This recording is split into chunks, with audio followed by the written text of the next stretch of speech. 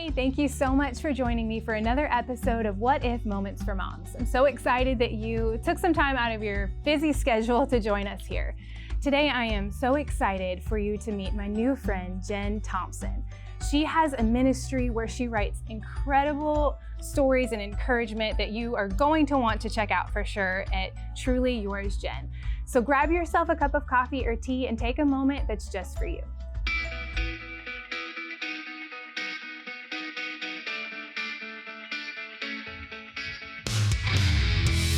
Welcome back. Again, I'm so thankful that you decided to join us today. So today we're going to talk about the challenges of parenting teens.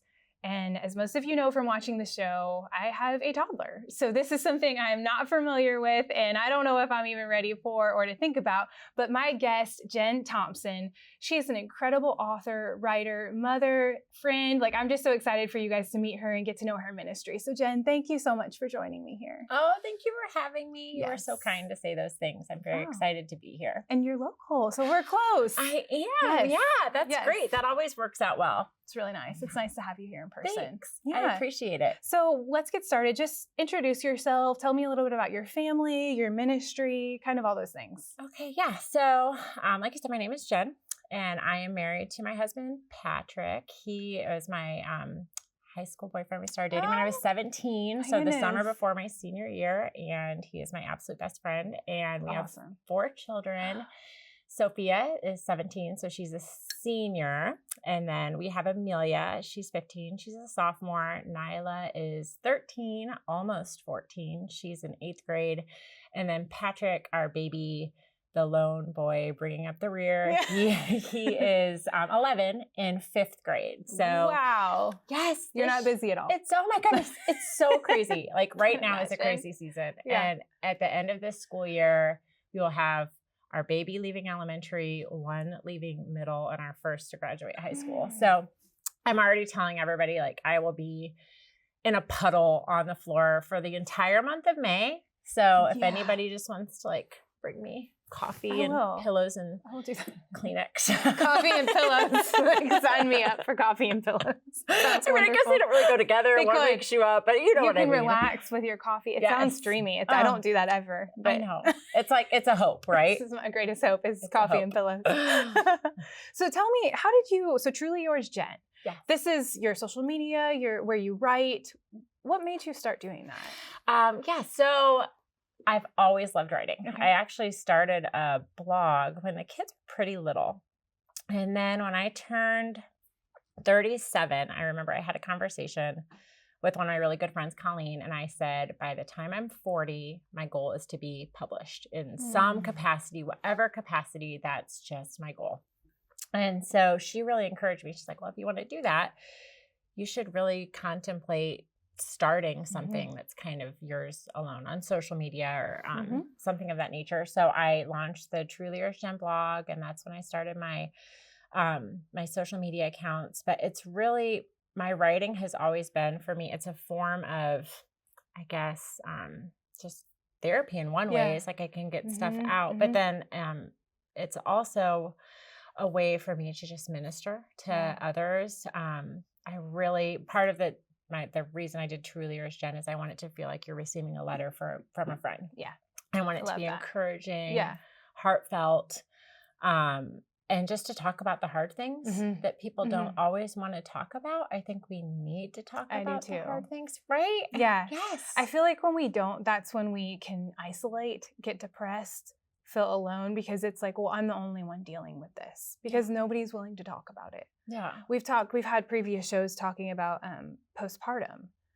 And that's a great one. But it's just not, it's kind of mentioned, but it's not really I had before being pregnant and having Charlie and all of that, I only heard the term a couple times because I really wasn't in that world. I wasn't a mom yet. So I didn't really know of it, but the things that I did know of it are not really the full extent of it. So it's just, having those conversations with people just makes you feel so not alone. It's like you can just take a deep breath because it's like, okay, I'm not crazy. Yes, Like, absolutely. it's not just me, right? Absolutely. Yeah. Well, and then it removes shame too, because I feel like sometimes with certain topics, there can be this shame that we were never intended to have that becomes attached to it. And it's like once we bring those things out from the darkness into the light, they lose their power. And then so many other people, like you're saying, stand up and like, oh, wait, me too. Yes. I'm struggling with this. And then you can really get into like the trenches of the hard stuff. And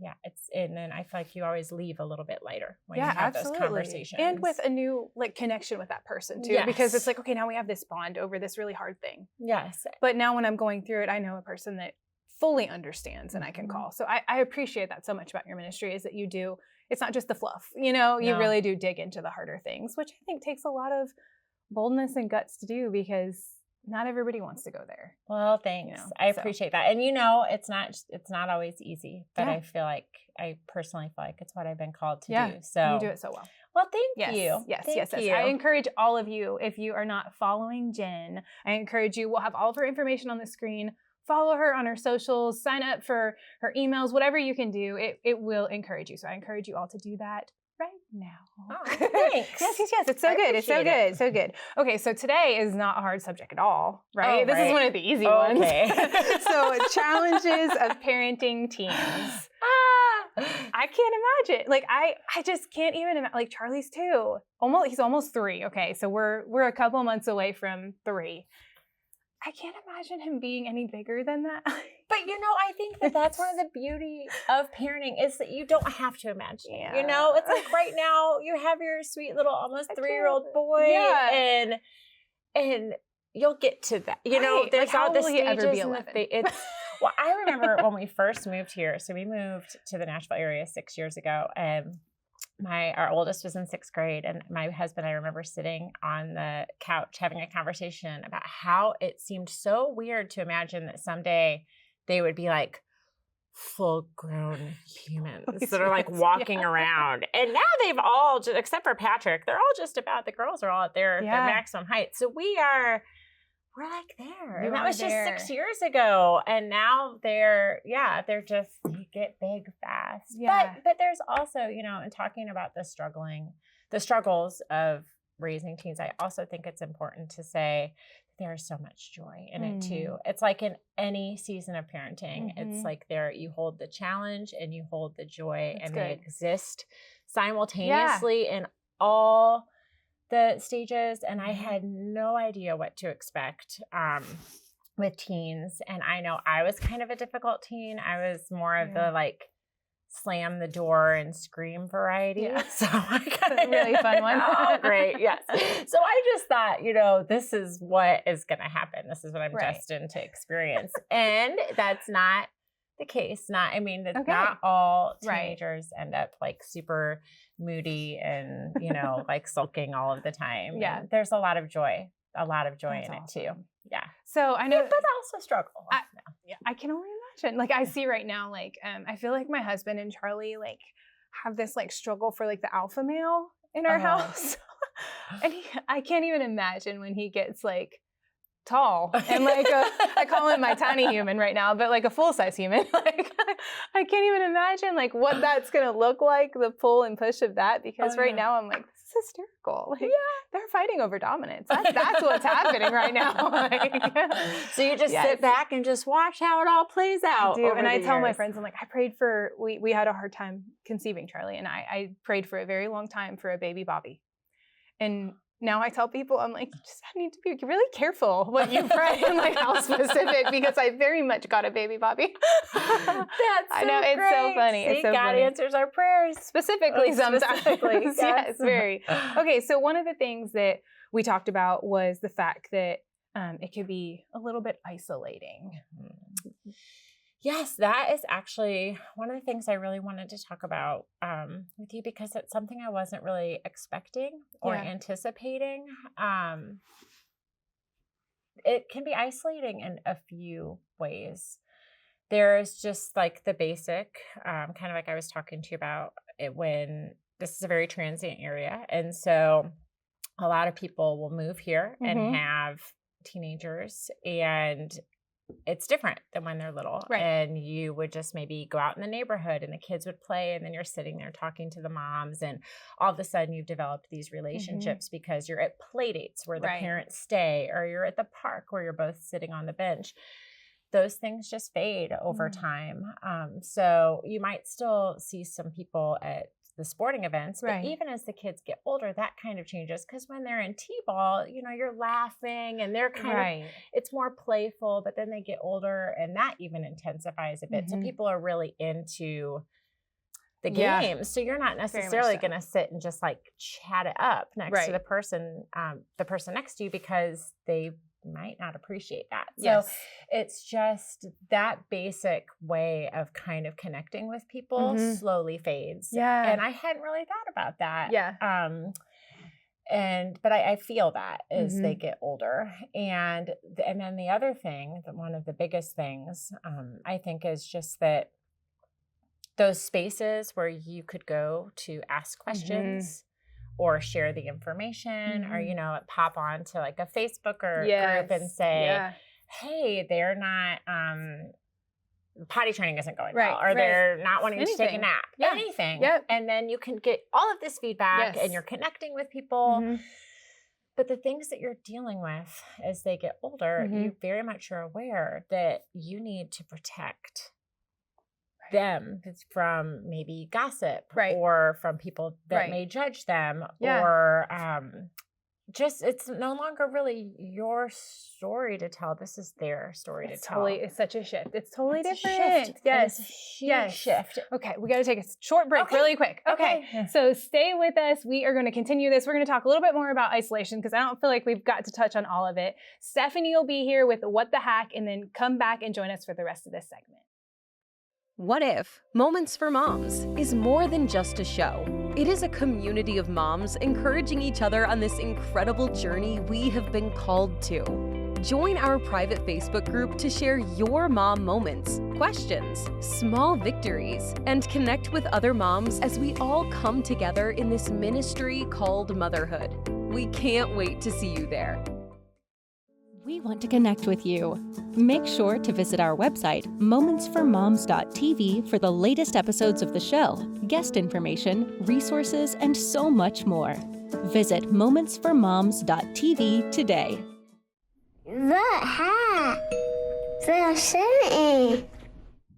Hi guys, I'm so happy to be back with you. In a recent episode, I shared with you that my husband and I were able to become debt-free with a lot of hard work and a whole lot of prayer. And I learned a lot of things through that journey, but one of the things I want to share with you is the best way to save money is to be organized and to pre-plan. Now, my favorite holiday is Christmas, but it can also be the most stressful holiday.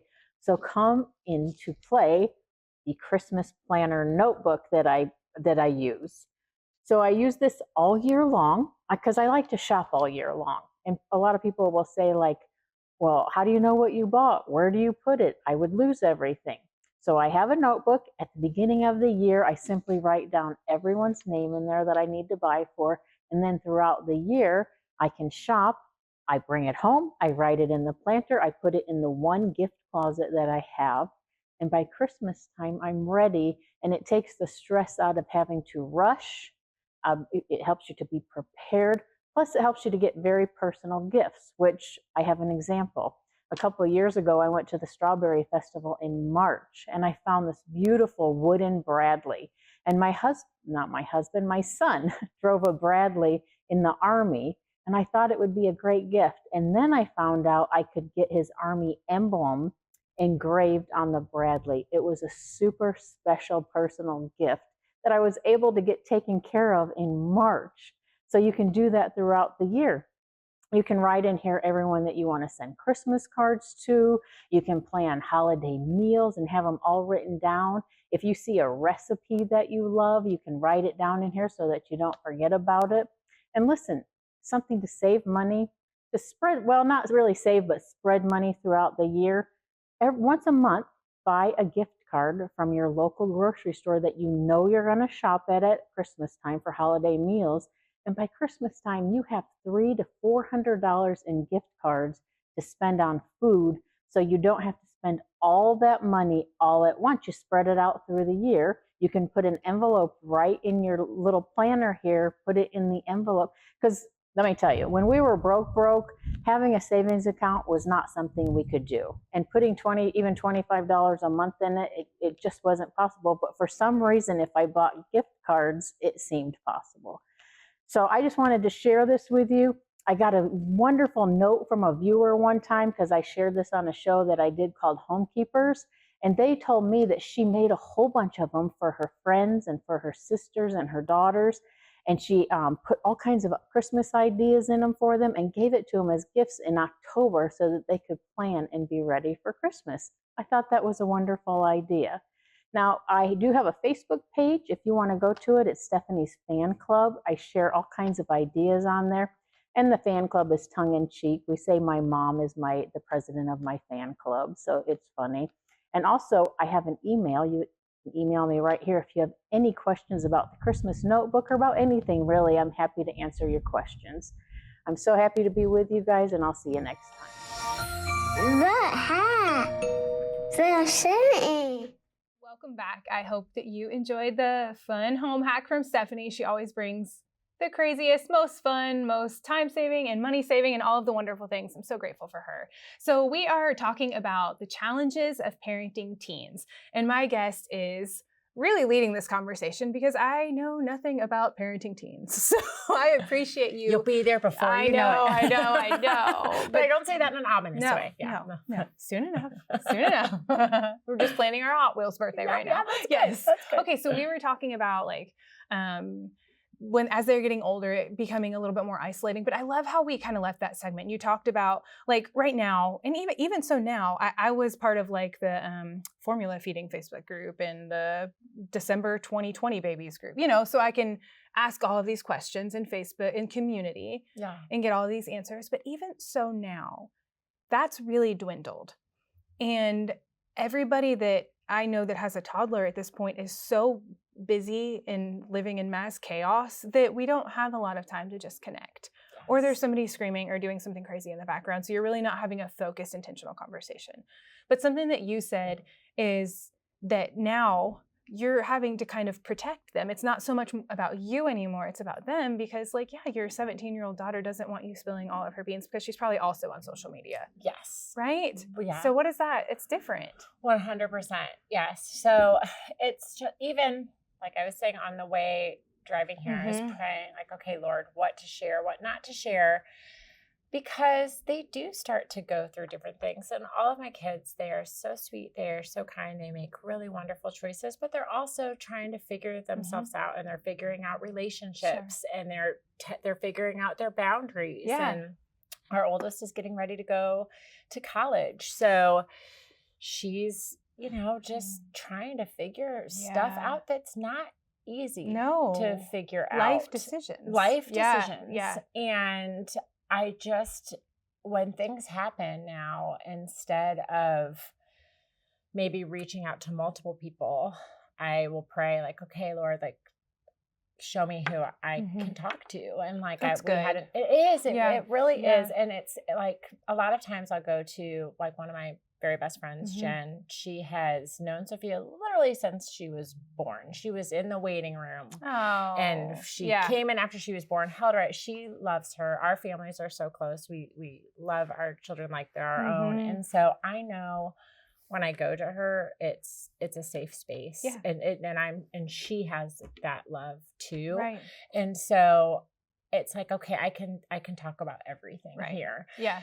But I'm not going to do that with everybody because there are these boundaries now that exist. And like you said, and it starts even when they're young. You can start to see from infant to toddler to preschooler, you're constantly trying to figure out, I think, what the different boundaries are and what to share and what not to share and who's safe or not safe. And I think that just kind of changes with every season. But I do think in the teenagers that can be isolating at times because there are things where it's well, who can I go to? Who should I go to? Right. And you just don't want people to judge your children. And unfortunately, Yeah. they They can't. do. Oh, and with social media, like you were saying Yeah. too, like you Like have to we be weren't careful. on that growing up. No. I mean, we just weren't. We didn't have it. So I just can't imagine how hard that would be alone. No, they have their entire lives have been documented Yeah. to some Wild. extent. So Yeah. now I'll show them things before I post them. Is this That's picture awesome. okay? Yeah. Is this okay? Just Yeah. to make sure that they're okay Mhm. with that story or that image being out there really because great. it's theirs. Yeah. That's their photo. That's Yeah. their part of their story. Right. And I don't just want to put all of that out there without them being okay with it. Yeah. You know? Yeah. It's like you're this big, wide plethora of people really condenses. It comes down to an inner circle of close friends. Absolutely. And it's I feel like it's something that you have to work so hard for too.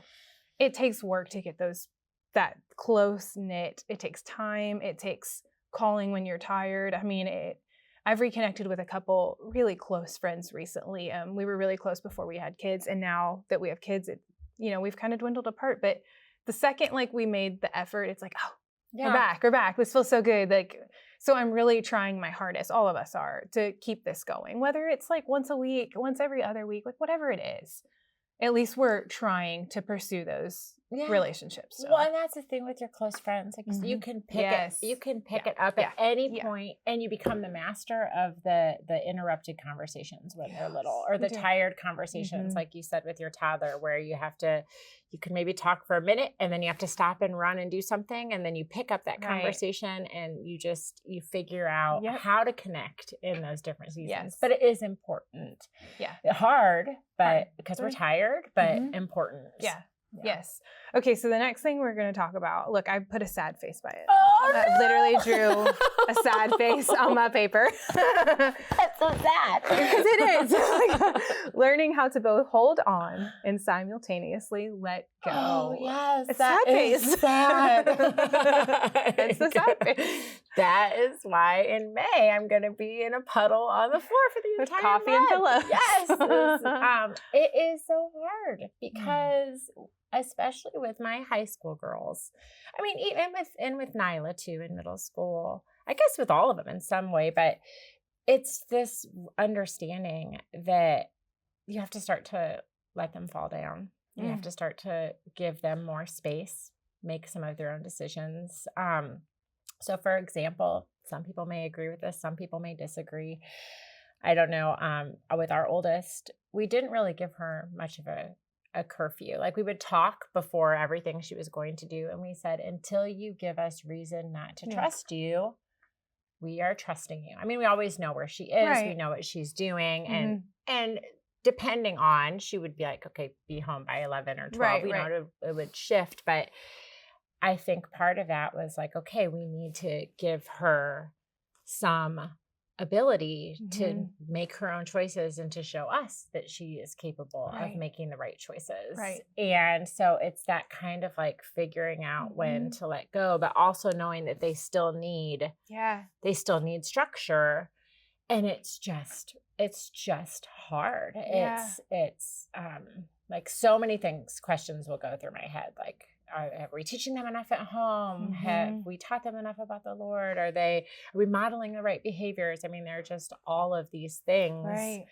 But I also think part of the holding on is allowing them to be little still too, embracing that, because kids grow up fast. They feel like they have to grow up really fast. And so just trying to still be kind of playful and encourage those kinds of things too, but letting them have the freedom to go and just get bigger. And also one of the things that I'm trying to remind myself is just because they leave the house doesn't mean I stop being their mom. That's good. That's so good. They can, as they go, I can still teach them things and be there for them. Yeah. And it's not like they're going to leave and go to college or wherever they go. And then all of a sudden it's going to be okay, well, I don't need your help anymore. Yeah. They're still, Yes. But so I don't even know. I know this went so fast. We only have a minute left. I told you it would go so fast.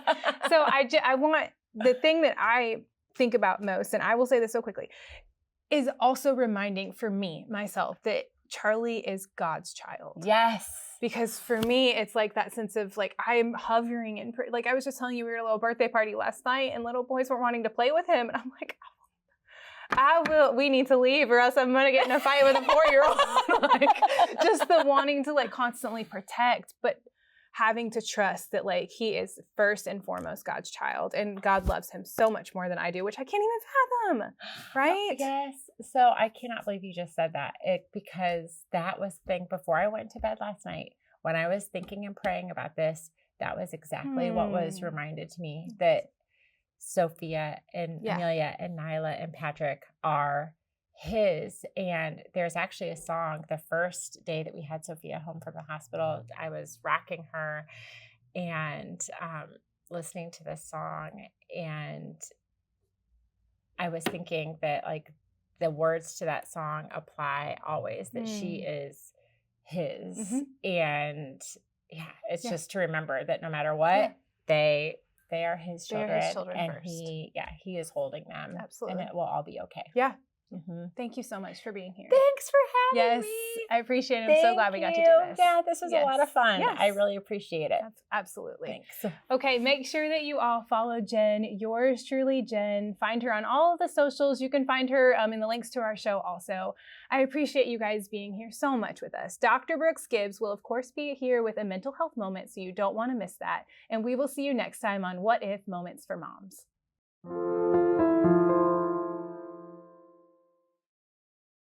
For the Christian Television Network, I'm Dr. Brooks Gibbs, and welcome back to another mental health moment. Today, we're exploring the powerful impact of a simple yet significant virtue. It's my grandmother's favorite, kindness. Ephesians chapter 4, verse 32 was a verse I would hear my grandma quote often. It says, "Be kind and compassionate to one another." Simple enough, isn't it? See, kindness is more than just a nice-to-have quality. It's a reflection of the love of Christ working within us. It's an expression of empathy and understanding that can profoundly impact both the giver and the receiver. When we extend kindness to other people, it not only uplifts them, but it also instills in us a sense of joy and fulfillment. Furthermore, it strengthens our emotional well-being and contributes positively to our mental health. So let's strive to embody and extend kindness in our everyday lives and witness its transformative power. When I think of my grandmother, I think of that Proverbs 31 passage that says, "Kindness was always on her lips." For the Christian Television Network, I'm Dr. Brooks Gibbs. We want to connect with you. Make sure to visit our website, momentsformoms.tv, for the latest episodes of the show, guest information, resources, and so much more. Visit momentsformoms.tv today. What If Moments for Moms is more than just a show. It is a community of moms encouraging each other on this incredible journey we have been called to. Join our private Facebook group to share your mom moments, questions, small victories, and connect with other moms as we all come together in this ministry called motherhood. We can't wait to see you there.